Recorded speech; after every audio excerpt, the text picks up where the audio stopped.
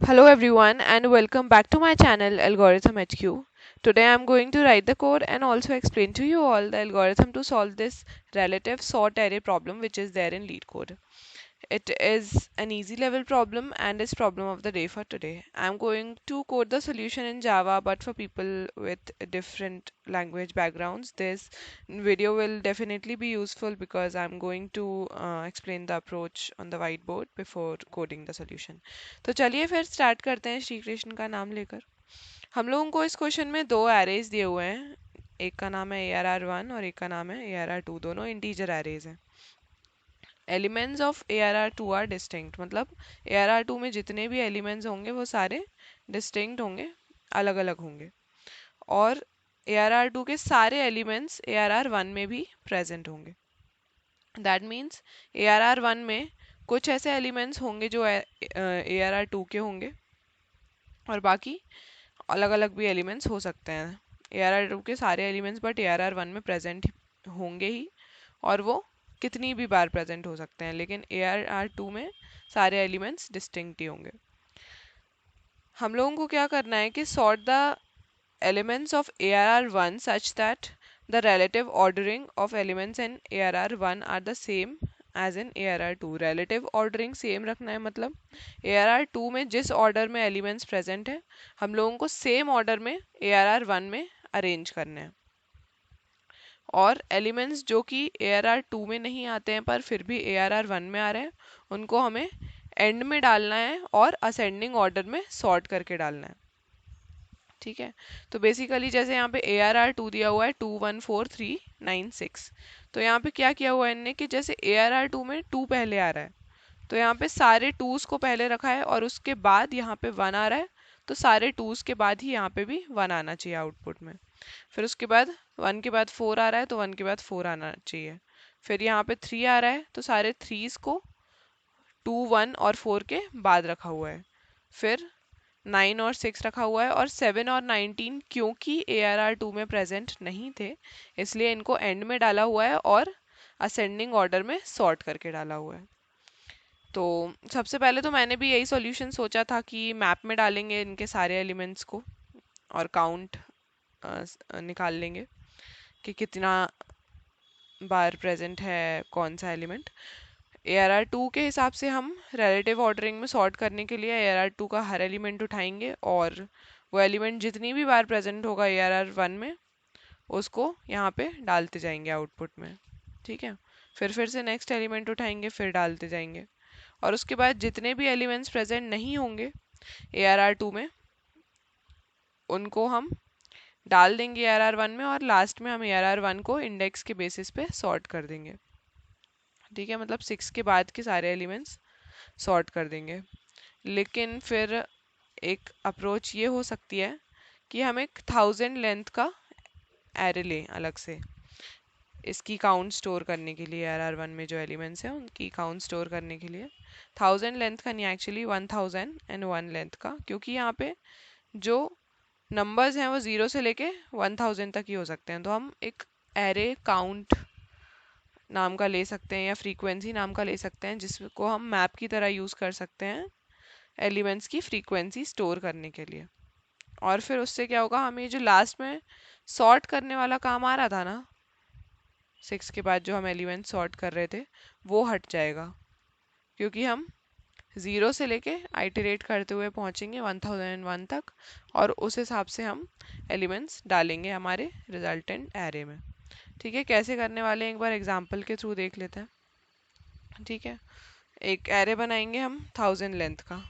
तो यहाँ पे तो 1000 लेंथ का बनाना पॉसिबल नहीं है, तो मैं ऐसे ही अभी लिख देती हूँ इसको, और यहाँ पे ये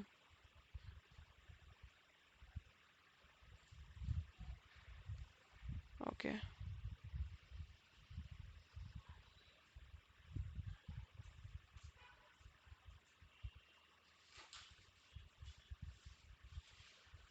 तो यहाँ पे इसको लिख देते हैं सॉर्टेड ऑर्डर में ही लिख देते हैं, क्योंकि एरे को हम फ्रीक्वेंसी मैप की तरह यूज़ करने वाले हैं। तो 0 तो एक भी बार प्रेजेंट नहीं है, तो 1 से स्टार्ट करते हैं। 1 कितनी बार प्रेजेंट है, 1 टाइम्स प्रेजेंट है। स्क्वायर से लिखने की जगह ओके।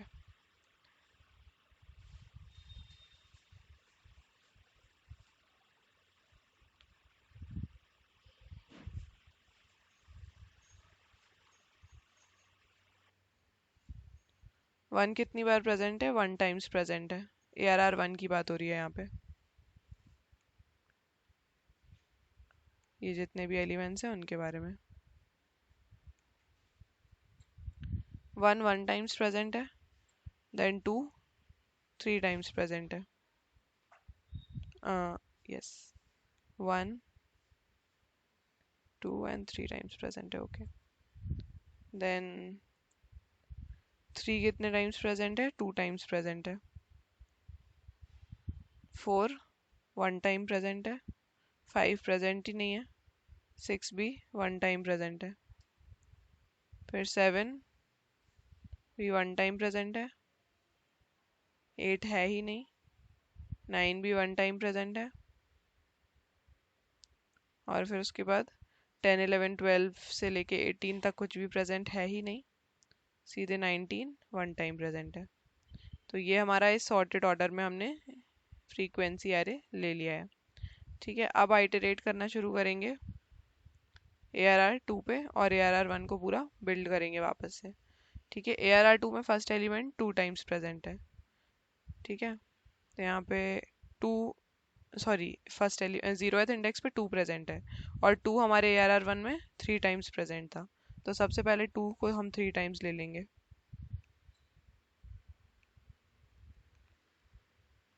उसके बाद नेक्स्ट एलिमेंट है 1। 1 कितनी बार प्रेजेंट है? 1 टाइम्स ही प्रेजेंट है, तो यहाँ पे ले लेंगे 1। उसके बाद 4 कितने टाइम्स प्रेजेंट है? 1 टाइम प्रेजेंट है, और जिसको लेते जा रहे हैं उसको 0 करते जाएंगे उसकी फ्रीक्वेंसी। 4 कितने टाइम्स प्रेजेंट है? 1 टाइम्स प्रेजेंट है।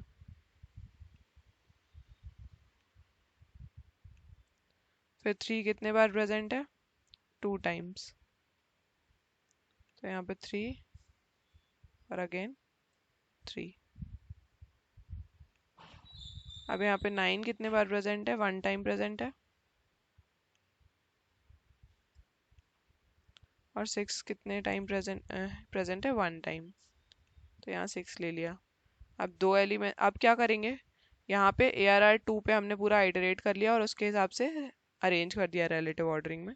अब इस एरे पे आइटरेट करेंगे 0 से लेके 1001 तक, और जो भी एलिमेंट्स जितनी भी बार प्रेजेंट होंगे वो उतनी बार हम ऐड कर देंगे।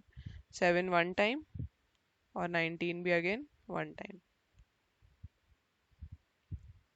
ठीक है, तो ये हमारा रिजल्ट एरे या आंसर एरे बन गया।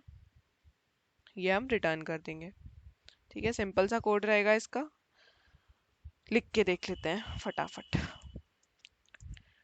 Int frequency is equals to new int, length रहेगी 1001, then for int i in ARR 1 frequency of I plus plus.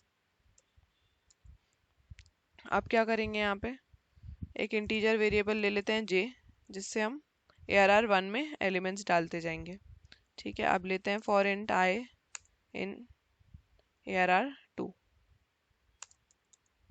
अब एक काउंट ले लेते हैं कि कितनी बार प्रेजेंट है आई ARR 1 में, तो फ्रीक्वेंसी एरे से हम निकालेंगे आई प्लस जे। ठीक है, अब हम क्या करेंगे? एक और फॉर लूप लेंगे। यहाँ पे प्लस जे मैंने इसलिए किया है क्योंकि यहाँ पे हम जे को स्टार्ट जे से ही करेंगे और जे काउंट से कम होना चाहिए। ठीक है, काउंट किसका कॉम्बिनेशन है? एक तो कि कोई एलिमेंट कितनी बार आ रहा है और उसको कौन से इंडेक्स से हम लोगों को फिल करना स्टार्ट करना है। ठीक है, वो जे है, तो J should be less than count. ठीक है, यहाँ पे अगर मैं ऐसा लेती frequency of I plus J, ये काउंट की जगह मैं यहाँ पे ये लिखती, तो फिर जो जे है वो तो चेंज होता जा रहा है, तो वो गलत हो जाता। अब यहाँ पे कर देंगे जे प्लस प्लस।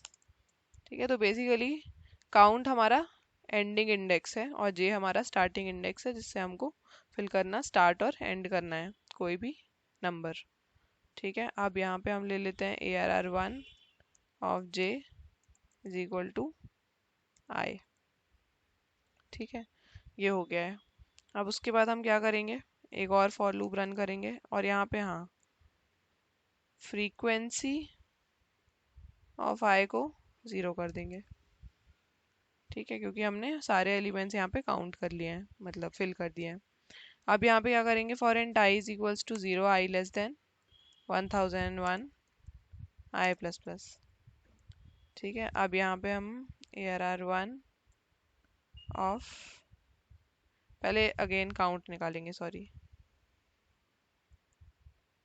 ये पूरा सेम ही रहेगा एक्चुअली।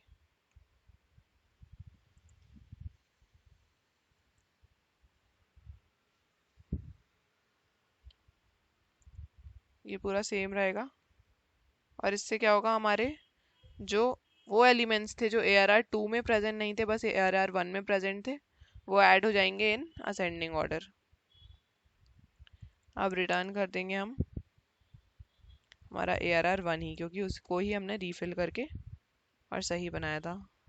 यहाँ पे हम अगर 0 ना भी करें तो भी उसको कोई फ़र्क नहीं पड़ेगा, तो नहीं ही करते हैं। रन करके देख लेते हैं फटाफट। सैम्पल टेस्ट केसेस पास हो रहे हैं, सबमिट करके देख लेते हैं।